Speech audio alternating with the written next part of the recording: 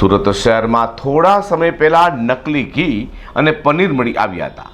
હવે શહેરના લિંબાયત વિસ્તારમાં ડુપ્લિકેટ કપાસિયા તેલના ડબ્બા પણ મળ્યા છે. લિંબાયત પોલીસે નકલી તેલ વેચનારા 2 વેપારીઓની ધરપકડ કરી કાયદેસરની કાર્યવાહી હાથ ધરી છે. લિંબાયત પોલીસ પાસેથી મળતી માહિતી મુજબ તિરુપતિ તેલ કંપનીના કર્મચારી એવા અમદાવાદ પાલડીમાં રહેતા ભૂષણ મહેન્દ્ર દાણીએ ફરિયાદ આપી હતી કે તેમની એનકે પ્રોટીન્સ પેઢી હેઠળ બનતા કપાસિયા તેલનું ડુપ્લિકેશન કરી સુરતમાં વેચાઈ રહ્યું છે. સુરતના વેપારીઓ કોપીરાઇટ એક્ટનો ભંગ કરી રહ્યા છે. એનકે પ્રોટીન્સના ભૂષણ દાણીની ફરિયાદને આધારે પોલીસે તપાસ કરતા લિંબાયત વિસ્તારમાં દુકાનદારો અલગ અલગ કંપનીના 15 કિલોના કપાસિયા તેલના ડબ્બા લાવી તેના સ્ટીકર તથા ઢાંકણ પર લગાવેલું બૂચ કાઢી એનકે પ્રોટીન્સ પ્રાઇવેટ લિમિટેડ કંપનીના તિરુપતિ કપાસિયા તેલના સ્ટીકર તથા બૂચ લગાવી ડુપ્લિકેટ તેલનું વેચાણ કરતા હતા.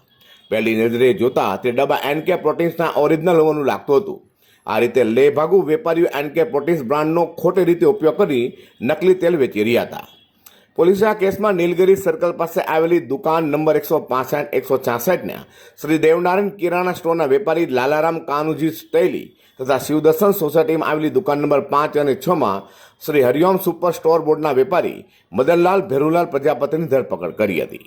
આરોપીઓ વેપારીઓએ પોલીસ સમક્ષ કબૂલાત કરી હતી કે તેઓ અલગ અલગ કંપનીના સસ્તા ભાવે મળતા તેલના ડબ્બા લાવી તેના પર લગાવેલા સ્ટીકર તથા ઢાંકણ પર લગાવેલું બૂચ કાઢી નાખી તિરુપતિ કપાસિયા તેલનું સ્ટીકર લગાવી ઊંચા ભાવે વેચાણ કરે છે.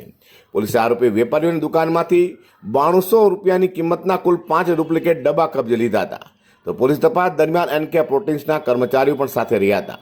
બંને વેપારીની કરિયાણાની દુકાનમાં તપાસ કરતા એનકે પ્રોટીન્સ બ્રાન્ડના કપાસિયા તેલના ડબ્બા મળી આવ્યા હતા. આ તેલના ડબ્બા ઉપર ઓરિજિનલ ડબ્બા પર હોય તેવું એમ્બોસમાં અંગ્રેજીનું લખાણ નહોતું તેમજ બૂચ પર તિરુપતિ લખાણ ઝાંખું થઈ જવા પામ્યું હતું. Bureau report G10 news.